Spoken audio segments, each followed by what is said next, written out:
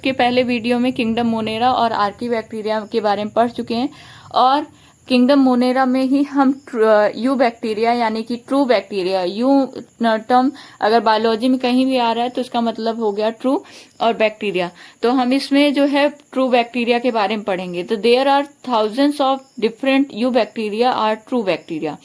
यहाँ पे जो है कई सारे मतलब thousands of different you bacteria मतलब हजारों टाइप के यू बैक्टीरिया होते हैं। और यही यू बैक्टीरिया जो होते हैं इनकी जो सेल वॉल होती है वो रिजिड होती है, और अगर ये मोटाइल हैं यानी ये चलनशील हैं, चलने योग्य हैं, तो इनके पास फ्लैजेलम पाया जाता है, फ्लैजेला पाया जाता है। एक साइनोबैक्टीरिया या साइनोबैक्टीरिया भी यू बैक्टीरिया है जिसको हम ब्लू ग्रीन एल्गी नाम से भी जानते हैं। साइनोबैक्टीरिया के पास जो है क्लोरोफिल होता है, ठीक है, जो कि chlorophyll similar to green plant, जैसा क्लोरोफिल ग्रीन प्लांट्स के पास होता है वैसा ही क्लोरोफिल साइनोबैक्टीरिया के पास उसी जैसा होता है। और क्लोरोफिल क्या करेंगे, फोटोसिंथेसिस करेंगे। तो साइनोबैक्टीरिया यानी ब्लू ग्रीन एल्गी क्या करता है, फोटोसिंथेटिक ऑटोट्रॉप्स है, ये फोटोसिंथेसिस करेगा। साइनोबैक्टीरिया क्या होता है, यूनिसेलुलर होता है, यानी एक कोश क्या क्या होता है, कॉलोनियल होता है, यानी कॉलोनी में रहता है, और फिलामेंटस होता है, ठीक है, कॉलोनियल हो सकता है या फिलामेंटस। ये फ्रेश वाटर में भी पाया जा सकता है, मेराइन वाटर में भी पाया जाता है, या फिर टेरेस्ट्रियल एल्गी भी इसे कहते हैं, ठीक, यानी ये जमीन पर भी पाया जा सकता है, समुद्र में भी पाया जाता है और ताजे पानी में भी पाया जाता है। The colonies are generally surrounded by gelatinous sheath. इनकी जो कॉलोनी होती है उनके चारों तरफ ना चिपचिपा सा जिलेटिनस सीड मतलब चिपचिपा सा पदार्थ होता है जिससे वो घिरी होती है। They often form blooms in polluted water body. ये जो वाटर बॉडीज होती हैं मतलब जैसे तालाब हो गया, नदी हो गई, इन सब में क्या करते हैं, ब्लूम्स मतलब बुलबुले निकलते हैं जो कि टॉक्सिक होते हैं। तो ये बैक्टीरिया होते हैं वो ब्लूम्स फॉर्म करते हैं। Some of these organism can fix atmospheric nitrogen in specialized cells called heterocyst, Nostoc and Anabaena. कुछ इनमें से कुछ जो बैक्टीरिया होती हैं जैसे कि नोस्टॉक, ये नोस्टॉक बैक्टीरिया है, इनके पास एक स्पेशलाइज कई सारे सेल्स हैं, लेकिन इसमें से जो एक स्पेशलाइज सेल होती है जिसे हेट्रोसिस्ट कहते हैं, ये हेट्रोसिस्ट क्या करती है, एटमॉस्फेरिक नाइट्रोजन को फिक्स करती है। जैसे हमें पता है कि ना नाइट्रोजन एटमॉस्फेयर में पाया जाता है और मोस्ट अबेंडेंट गैस है नाइट्रोजन, लेकिन ये जो नाइट्रोजन होता है उसे प्लांट्स एज इट इज नहीं ले लेते हैं। नाइट्रोजन को प्लांट नाइट्रेट या नाइट्राइट के फॉर्म में लेते हैं। तो नाइट्रेट और नाइट्राइट के फॉर्म में कौन बना उसको चेंज करता है, नोस्टॉक या एनाबिना, ठीक है। और नोस्टॉक और एनाबिना में कौन मदद करता है उनको एटमॉस्फेरिक नाइट्रोजन को नाइट्रोजनस कंपाउंड में फिक्स करने में, तो हेट्रोसिस्ट नाम की सेल्स। इस पे क्वेश्चन आते हैं। Chemosynthetic autotrophic bacteria oxidize various inorganic substances such as nitrate, nitrites, ammonia and use released energy from their ATP production. Chemosynthetic autotrophic bacteria जो होती है कई सारे इनऑर्गेनिक सब्सटेंसेस को ऑक्सीडाइज कर देती है, जैसे नाइट्रेट, नाइट्राइट, अमोनिया को, और उनका इस्तेमाल जो है एनर्जी प्रोडक्शन के लिए, यानी एटीपी। एटीपी क्या है, एडेनोसिन ट्राइफॉस्फेट। जैसे हम लोगों के जेब में अगर मनी रहेगा तो हम लोगों में एनर्जी आती है, वैसे हमारी बॉडी के अंदर अगर एटीपी है तब एटीपी को हम एनर्जी कहते हैं। एटीपी एनर्जी करेंसी भी कहलाती है। तो एटीपी प्रोड्यूस करने के लिए प्रोडक्शन के लिए कीमोसिंथेटिक बैक्टीरिया जो होती है नाइट्रेट नाइट्राइट को क्या कर देती है, ऑक्सीडाइज कर देती है। और ये जो है जो बैक्टीरियाज होती हैं वो नाइट्रोजन, फास्फोरस, आयरन और सल्फर की रिसाइकलिंग करने में भी मदद करती हैं, बहुत ज्यादा इंपॉर्टेंट रोल प्ले करती हैं। फिर इसके बाद हम देखते हैं हेट्रोट्रॉपिक बैक्टीरिया। अभी हमने ऑटोट्रॉपिक बैक्टीरिया देखा। ऑटोट्रॉपिक में हमने दो टाइप की देखी, एक फोटोसिंथेटिक ऑटोट्रॉप्स और एक कीमोसिंथेटिक ऑटोट्रॉप्स, ओके। इसके बाद हम हेट्रोट्रॉपिक बैक्टीरिया देख रहे हैं। हेट्रोट्रॉपिक बैक्टीरिया बहुत ज्यादा अबेंडेंट होती है नेचर में, यानी सबसे ज्यादा अगर बैक्टीरिया में कौन पाई जाती है, हेट्रोट्रॉपिक। मेजॉरिटी इनमें से जो ज्यादातर होती हैं डिकम्पोजर होती हैं, यानी दूसरे मटेरियल को क्या कर देती हैं, डिकम्पोज कर देती हैं, यानी विच्छिन्न कर देती हैं, यानी मिट्टी में मिला देती हैं, तोड़ देती हैं।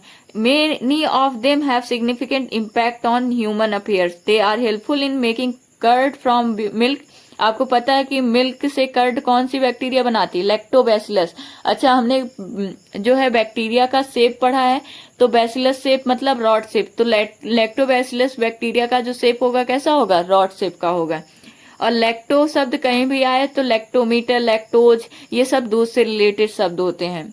ठीक है, तो लैक्टोबैक्टीरिया कहाँ पाई जाएगी? कर्ड में पाई जाएगी। प्रोडक्शन ऑफ एंटीबायोटिक्स, एंटीबायोटिक्स बनाने में भी बैक्टीरिया का इस्तेमाल किया जाता है। फिक्सिंग नाइट्रोजन इन लेग्यूम्स, जो दलहनी पेड़ होते हैं उनमें नाइट्रोजन को फिक्स करने के लिए भी कीमोसिंथेटिक ऑटोट्रॉपिक बैक्टीरिया, जैसे कि अभी हमने देखा ना, एनोस्टॉक और एनाबीना क्या करती हैं, उनके पास हेट्रोसिस्ट होता है जो कि एटमॉस्फेरिक नाइट्रोजन को फिक्स करती हैं। जैसे हम एक और जानते हैं कि जो नाइट्रोजन फिक्सिंग बैक्टीरिया जिसे कहते हैं राइजोबियम बैक्टीरिया, तो ये भी प्लांट्स में पाई जाती हैं। अब ये जो बैक्टीरिया होती नाइट्रोजन फिक्सिंग बैक्टीरिया, ये लेग्यूम रूट यानी कि दलहनी पेड़ों की जड़ों में रहती हैं। जैसे हम अगर कोई भी दाल वाले पेड़ों को जड़ से उखाड़ेंगे तो उसमें हमें गांठ दिखाई देंगी। इस गांठ को हम बायो की भाषा में नोड्यूल्स कहते हैं। तो उसी नोड्यूल्स में क्या रहती हैं? राइजोबियम नाम की बैक्टीरिया रहती है, जो क्या करती है? एटमॉस्फेरिक नाइट्रोजन को फिक्स करती है। तो गांठें में जो होती हैं, तो उससे देखिए इसे सिम्बायोटिक बैक्टीरिया भी कहते हैं, क्योंकि ये सिम्बायोसिस करती है, यानी उसको क्या हो रहा है? म्यूचुअल अंडरस्टैंडिंग हो गई है पेड़ों और बैक्टीरिया के बीच में। पेड़ उसे शेल्टर प्रोवाइड करता है और बैक्टीरिया उसे नाइट्रोजन को फिक्स करके रखती है। तो इसलिए इसमें जो रिलेशनशिप पाया जाता है उसे सिम्बायोटिक रिलेशनशिप भी कहते हैं। ठीक है, some are pathogens causing damage to human beings, crops, farms, animals and pet. अब सारी बैक्टीरिया यूजफुल तो नहीं हो सकती। जैसे हेड होता है वैसे एक सिक्के के दो पहलू होते हैं, एक हेड और एक टेल। उसी तरह से कुछ बैक्टीरिया यूजफुल भी होती हैं, कुछ हार्मफुल भी होती हैं। तो कुछ ऐसे पैथोजेंस होते हैं जो कि ह्यूमन बींग्स को भी कॉज करते हैं और क्रॉप्स को भी खराब कर देते हैं, फार्म एनिमल्स और पेट्स को भी डैमेज करते हैं। Cholera, typhoid, tetanus, citrus canker, ये सब जो बीमारियां होती हैं, ये किसकी वजह से होती है? बैक्टीरिया की वजह से। तो बैक्टीरियल डिसीज में आपको ऐसे लिखा जा सकता है कि कॉलरा हो गया, टिटनस हो गया, टाइफाइड हो गया, उसके बाद एड्स दे देगा। तो फिर पूछा जाएगा कि इसमें से कौन सी ऐसी बीमारी है जो बैक्टीरिया में नहीं पाई जाती।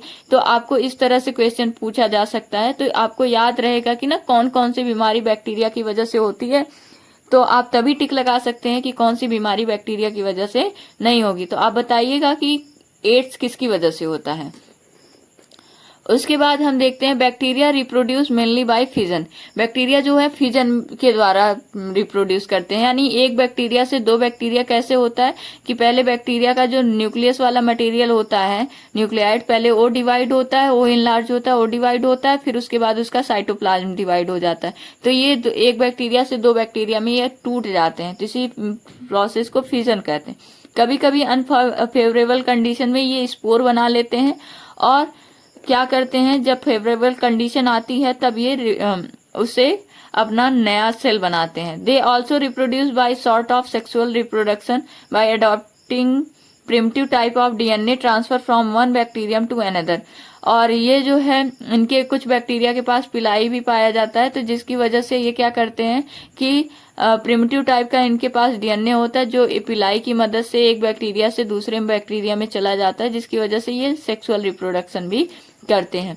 अब ये सबसे ज्यादा इंपॉर्टेंट और सबसे ज्यादा क्वेश्चन पूछा जाने वाला जो है टॉपिक है, पैराग्राफ है। The micro organism are organism that completely lack a cell wall. अब सारी बैक्टीरिया में सेल वॉल होता है, लेकिन माइकोप्लाज्मा एक ऐसा ऑर्गेनिज्म है जिसके पास क्या नहीं होता है? सेल वॉल नहीं होता, कंप्लीटली लैक्स अ सेल वॉल। ठीक, और इसे पीपीएलओ भी कहते हैं। पीपीएलओ मतलब प्लूरो निमोनिया लाइक ऑर्गेनिज्म। ठीक है, PPLO pleuro pneumonia like organism. They are the smallest living cell known and can survive without oxygen. ये माइकोप्लाज्मा जो होता है सबसे छोटा सेल है अभी तक जाना जाने वाला, और ये बिना ऑक्सीजन के भी रह सकता है। Many mycoplasmas are pathogenic in animals and plants. कई माइकोप्लाज्मा जो है एनिमल्स और प्लांट्स में क्या करते हैं? डिसीज कॉज करते हैं, इसलिए इन्हें क्या कहते हैं? पैथोजेनिक कहते हैं। आई होप आपको समझ में आया होगा। अगर समझ में आया है तो हम अगला फिर आगे किंगडम प्रोटिस्टा के बारे में बात करेंगे। हमारा मेन ही टारगेट यही है कि हमें एनसीईआरटी की पूरी रीडिंग करनी है और थोड़ी थोड़ी करनी है,